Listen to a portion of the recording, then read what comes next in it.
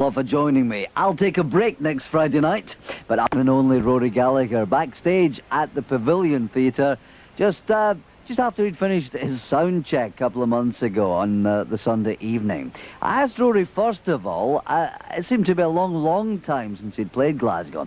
My first question for Rory was, Rory, just how long is it since you last played Glasgow? I think it's about 4 years. We did play 2 dates in Scotland last year. We did, or 3 in fact, done in Aberdeen, Edinburgh and Ayr, and they were the only dates we did in this part of the world for about 4 years. We've mainly been working in Germany, Spain, France, Yugoslavia, Hungary, and 2 trips to America, and then we try to record the album in between that, or in fact re-record the album. We recorded 20 songs almost twice over, so it's my blue period. I'm doing my the full works. So but it's great to be back in Glasgow. We haven't played here before. We used to play across the road, as you know. But I'm looking forward to tonight. We'll see how it goes. It's obviously a lot smaller than the Apollo, but it's perhaps cosier. It's cosier, yeah. We have to just adjust our playing. We have done theatres like this before. It can be great for the blues stuff and the acoustic stuff, but you have to be careful that you don't break the plaster with the volume and so on. And we like to rock out a bit here and there, but given the set we're doing at the moment, it should be fine. We're just working on some of the lights and the buzzes now that we get off amplifiers, but on the night it'll be okay.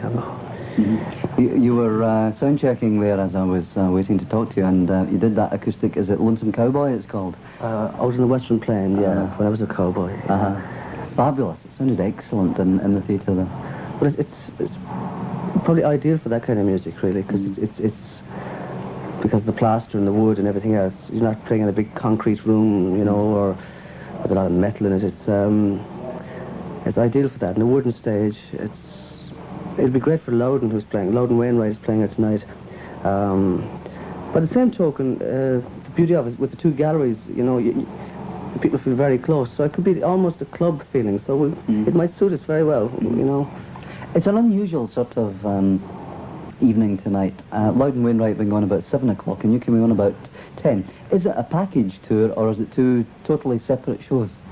Two separate shows. We have the same agent at the moment.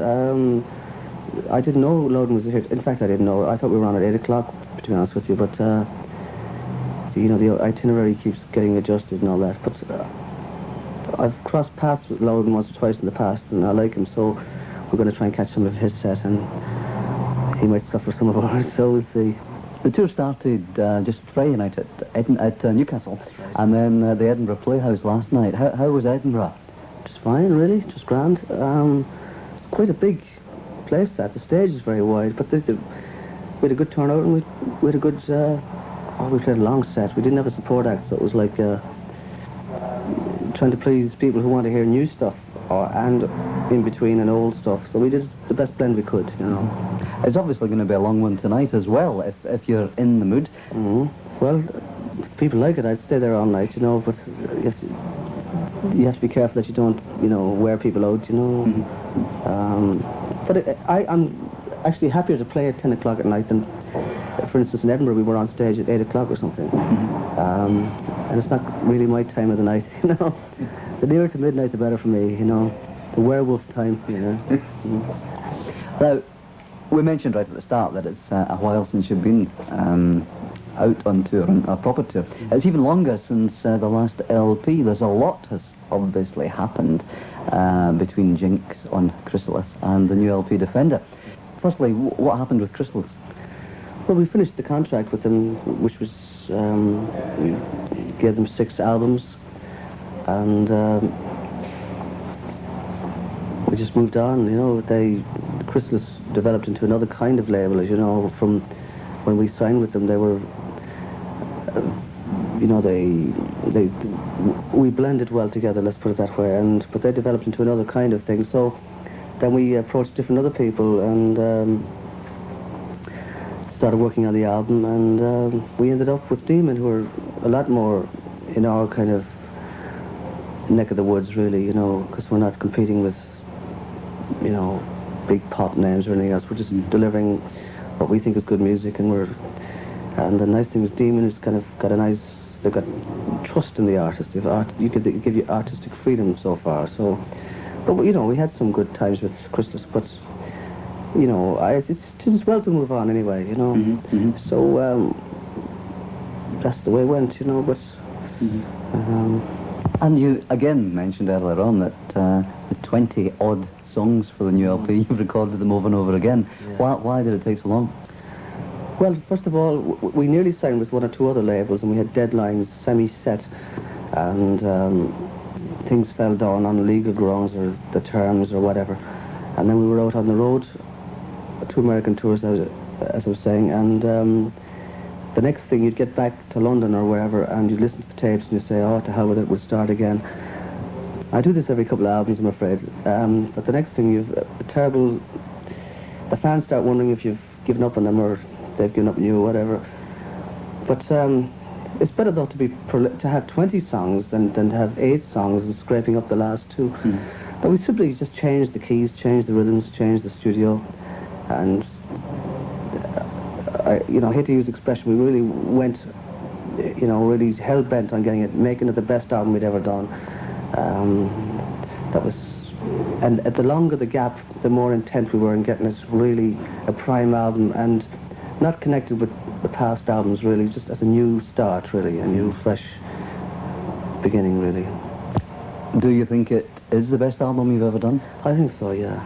I'm sure some of the followers will say, well, I mean, we've had great moments in different albums and so on and so forth, but I mean, it's I think it's my favourite album. I mean, and I just don't say that because it's the new one, but I mean, because of personal reasons and whatever else, it's the toughest album we've done. It's the most honest album we've done, whatever that means. But it does stand up in court, you know. Why did you call it Defender? Well, the album's going to be called Lone Shark Blues, which is my favourite track on the album, and I was stuck with that for a long while. And then, in the 11th hour, I was reading the back of an LP I have at home by Billy Boy Arnold, who's a singer, harmonica player, who had a couple of great blues hits way back when. But I read in the back of the sleeve, in the sleeve notes, that he sold a newspaper or a newsletter called Defender in Chicago when he was 10 or 11 to get enough money to buy harmonicas in a pawn shop. And the name just stood out, and added to the fact that there's quite a direct linking up with the blues roots, whatever that is, on this album, even though there's a lot of rock tracks and other influences, but it's pretty much a blues tone to the album, and Defender just hit me in the face, and I went with that, you know. How aware are you of the fact that certainly in the last year or so, blues seems to be making a comeback? It does, thank God, because of, let's say, the Thunderbirds, Robert Cray, Los Lobos do a few blues tracks, and Stevie Ray Vaughan.